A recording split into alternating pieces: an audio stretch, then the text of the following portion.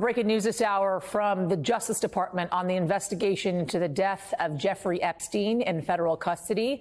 A new report showing there was negligence, misconduct, and other failures at the New York Metropolitan Correctional Center, and that those all contributed to the conditions that allowed Epstein to hang himself in his Manhattan jail cell back in 2019. Want to bring in NBC's Ken Dilanian, who's following this for us. Ken, tell us what more we need to know about this report.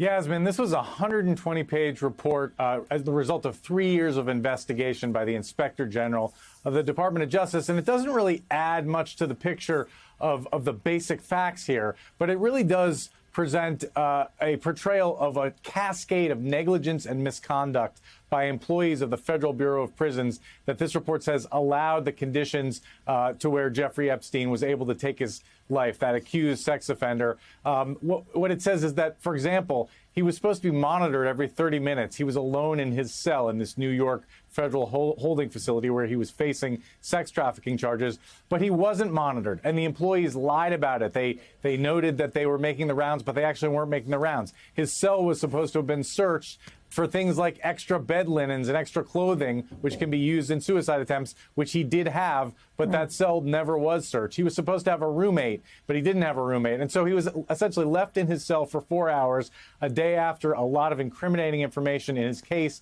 had been made public. What this report says is that he was found hanging from his top bunk. Remember that the FBI investigated and found no evidence that he was murdered.